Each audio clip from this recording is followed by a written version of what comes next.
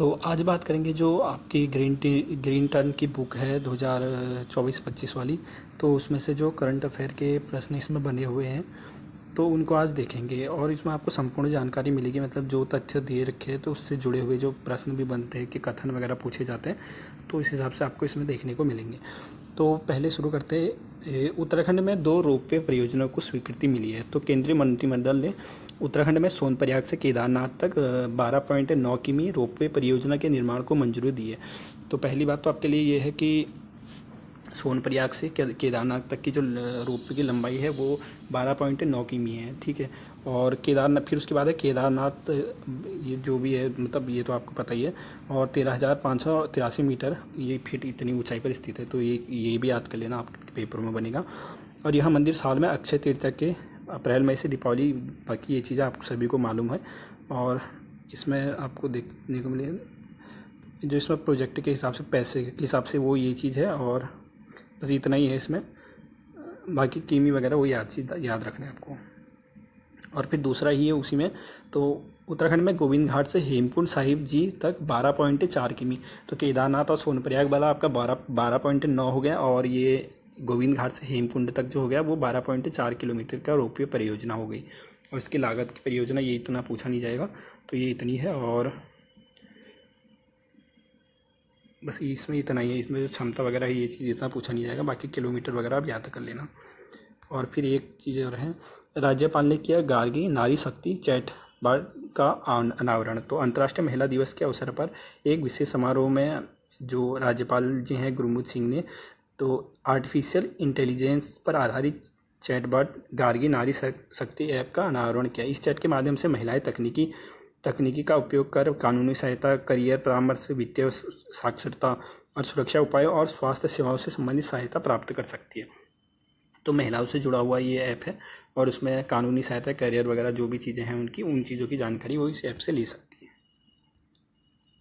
और फिर है उत्तराखंड में 6ठे राज्य वित्त आयोग का गठन हुआ है, और इसके पूरा मुख्य सचिव बने अध्यक्ष। तो प्रदेश सरकार ने 6ठे वित्त आयोग का गठन कर दिया है। तो अभी हमारा 6ठा राज्य वित्त आयोग चल रहा है। तो इसके जो मुख्य सचिव इसके अध्यक्ष जो है एन रविशंकर हो जाएंगे, और पूर्व IAS अधिकारी जो है PS जंगपांगी हो गया, और डॉक्टर MC जोशी तो आयोग के सदस्य इनको बनाया गया है। तो इनका एक साल का जो कार्यकाल होता है अप्रैल से अगले 1 साल तक कार्यकाल रहेगा इनका। और इसमें ये त्रिस्तरीय राज्य पंचायत संस्थाओं और शहरी स्थानीय निकायों की वित्तीय स्थिति का आकलन करेंगे और अपनी सिफारिशें तैयार कर राज्यपाल को सौंपेंगे। तो ये चीज़ें हैं। बाकी अध्यक्ष और जो इसके उपाध्यक्ष वगैरह है, इन चीज़ों आप ये इस चीज़ की जानकारी आप रख लेना। और UCC से जुड़ा हुआ है आपका सामान्य नागरिक संहिता की पृष्ठभूमि। तो 27 मई 2022 को पुष्कर सिंह धामी की सहायता सरकार ने उत्तराखंड के लिए सामान्य नागरिक संहिता का मसौदा तैयार किया था और एक समिति की गठित की थी। और जो इस समिति के अध्यक्ष थे वो आपके न्यायाधीश न्यायमूर्ति रंजना P देसाई जी थी, तो अध्यक्ष, ठीक है। और ये आपसे पूछा जाएगा। और बाकी समिति की सिफारिश के आधार पर 2024 में उत्तराखंड विधानसभा में एक विधेयक पेश किया गया। बाद में 27 फरवरी 2024 को विधानसभा द्वारा पारित किया गया। तो विधानसभा द्वारा पारित कब किया गया? 17 फरवरी 2024 को, ठीक है, 17 फरवरी है। और विधानसभा द्वारा पारित किया गया था, और राष्ट्रपति द्रौपदी मुर्मू ने 13 मार्च 2024 को इस पर जो ये थे अपनी मंजूरी दी थी। तो सारी इसमें कहीं पर 13, 11, 12, 13 दो तीन चीज़ें आपको दिखाई देती है, तो उस चीज़ को आप देख लेना। फिर जो भू कानून अभी लागू हुआ था, तो नए कानून के अनुसार आवासीय उपयोग के लिए 250 वर्ग मीटर भूमि खरीदने के लिए शपथ पत्र देना होगा। तो इसमें मुख्य बातें जो है वो आपको एक बार देखनी होंगी, और इसमें मुख्य बात और क्या क्या ये भी देख लेते हैं। तो बाहरी व्यक्ति द्वारा हरिद्वार व उधम सिंह नगर को छोड़कर शेष 11 जिलों में कृषि व बागवानी के लिए भूमि नहीं खरीदी जा सकेगी। तो हरिद्वार और उधम सिंह नगर ये 2 जिलों को छोड़कर बाकी के 11 जो जिले हैं वहाँ पर कृषि एवं बागवानी के लिए भूमि नहीं खरीदी जा सकती है। और उद्योग, होटल, चिकित्सा समेत विभिन्न परियोजनाओं के लिए भी भूमि खरीद सकेंगे। इसके लिए संबंधित विभाग को भूमि अनिवार्यता प्रमाण पत्र लेना आवश्यक होगा। तो ये चीज़ें इसमें है, ये आप देख लेना। भूमि खरीद की अनुमति जिलाधिकारी के स्थान पर शासन देगा, ठीक है। जो उसकी अनुमति है, भूमि खरीद की अनुमति जो है वो जिलाधिकारी के स्थान पर शासन देगा। और जो इसमें समिति जो अध्यक्ष वगैरह थे इसके ऊँचे देख ले तो 2022 में मुख्यमंत्री पुष्कर सिंह धामी ने पूर्व मुख्य सचिव जो है सुभाष कुमार की अध्यक्षता में समिति का गठन किया गया था। तो भूमि सुधार ये जो कानून लाया था इसके जो सचिव समिति के अध्यक्ष थे वो सुभाष कुमार थे। और अभी जो 15 जगहों के नाम चेंज हुए तो अभी तक तो एग्ज़ाम में बना हुआ नहीं है, लेकिन अब आसार हो सकते हैं कि आगे आगे बन सकता है, तो एक बार इन पर भी आप नज़र डाल लेना। तो औरंगजेबपुर का शिवाजी नगर हो गया है, तो इसका आप अनुमान लगा सकते हो। जैसे औरंगजेब और शिवाजी उनकी लड़ाई हुई थी मराठा वगैरह जो चीज़ थी, तो इनका तो आप अनुमान सीधे से लगा सकते हो कि औरंगजेब और शिवाजी ये इस चीज़ से। और गाजीवाला आर्यनगर हो गया, और चाँदपुर ज्योतिबा फुले नगर हो गया, और मोहनपुर जट हो गया सॉरी, तो ये इसका भी अनुमान लगा सकते हैं। और खानपुर कुर्सली अंबेडकर नगर, और इदरिसपुर नंदपुर हो गया, खानपुर कृष्णपुर हो गया, अकबर फाजलपुर हो गया विजयनगर। और फिर उसके बाद है देहरादून, जो देहरादून के चेंज किए हैं वो उनका नाम है मियाँवाला का रामजी वाला हो गया, और पीरवाला का केसरी नगर हो गया, चाँदपुर खुर्द का पृथ्वीराज नगर हो गया, और अब्दुल्लापुर का दक्ष नगर हो गया, और नैनीताल का हो गया आपका नवाबी रोड का अटल मार्ग, पंचक्की से आई मार्ग का गुरु गोलवाला कर मार्ग हो गया, ठीक है। और एक उधम सिंह नगर का आपका बच जाएगा ये नगर पंचायत सुल्तानपुर पट्टी, जो कि आप कौशल्यापुरी से जाना जाएगा। और प्रति व्यक्ति आय वगैरह से संबंधित इसमें थोड़ी सी जानकारी है, वो भी आप देख लेना। तो 2023-24 में जो आपकी प्रति व्यक्ति आय थी वो 2,46,178 थी, और राष्ट्र की आय जो थी वो 1,84,205 थी। तो राष्ट्र की कम थी और उत्तराखंड की जो है हमारी है वो ज़्यादा है। और 2024-25 में अनुमानित जो आपकी हो जाएगी ये 2,75,74,064 हो गई, ठीक है। और राष्ट्र की 2,01,62 ये होगी। और प्रतिशत में जो वृद्धि हुई है जो 2023 से लेकर 24 के बीच में 11.33% है, और इसमें 8.7 का हुआ था। और उत्तराखंड की अर्थव्यवस्था में क्षेत्रवार जो योगदान रहा है आपका वो भी है, इसको भी देख लेना। तो जो प्राथमिक क्षेत्र है जो उसमें आपका 9.83% रहा है, और द्वितीय क्षेत्र में 43.46% रहा है, और तृतीय क्षेत्र में 46.71% रहा है। तो तृतीय क्षेत्र का ज़्यादा रहा है इसमें, और फिर उसके बाद द्वितीय हो गया, फिर पहला हो गया। और उत्तराखंड में अपनी पहली बर्ड गैलरी खोली, उत्तराखंडी पक्षियों के उच्च ये जो इसको देख लेते एक बार, ठीक है। उत्तराखंड वन विभाग की अनुसंधान शाखा ने देहरादून में जालीग्रांट स्थित प्रकृति शिक्षा केंद्र में उत्तराखंड की पहली पक्षी गैलरी, तो देहरादून आपसे सिंपली पूछा है कहाँ खोली है, तो देहरादून में हो जाएगा आपका। और इसमें आपके यहाँ पर 710 से ज़्यादा प्रजातियाँ पाई जाती है, जो देश की पक्षी प्रजातियों का 50% से भी ज़्यादा है। तो ये चीज़ें आप याद कर लेना, ठीक है, इसमें इतना ही है। और एक ये है आपका बद्रीनाथ के नए रावल, तो ये भी चुने गए हैं। तो श्री बद्रीनाथ धाम के नए रावल अमरनाथ नंबूदरी बन गए हैं। तो अमरनाथ नंबूदरी जो अभी हाल ही में ये बन चुके हैं ये बद्रीनाथ के नए रावल, और ये आपके हो जाएंगे तो 21वें। अब ये बद्रीनाथ धाम के 21वें, तो 21वें हैं, ये याद रख लेना, ठीक है, 21वें रावल हो जाएंगे।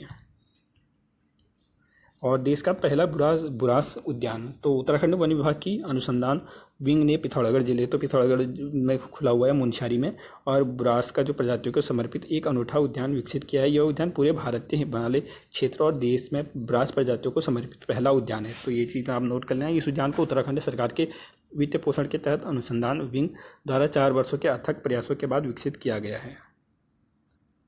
तो इसमें आपके प्रजातियाँ इसमें बुरास की 35 प्रजातियों को संरक्षित किया जाएगा। तो ये भी याद रख लेना, 35 प्रजातियों को संरक्षित किया जाएगा, जिसमें उत्तराखंड में पाई जाने वाली बुरास की 5 प्रजातियाँ, तो बुरास की 5 प्रजातियाँ वगैरह जो हैं ये आपको इसमें शामिल होंगी। और एक चीज़ आपको यहाँ पर और देख लेना होगा जो आपका पेपर में बन सकता है कि जैसे आपसे पूछा जाएगा वन संरक्षक कौन है, तो वन संरक्षक संजीव चतुर्वेदी हो जाएंगे आपके, ये भी आप नोट कर लेना।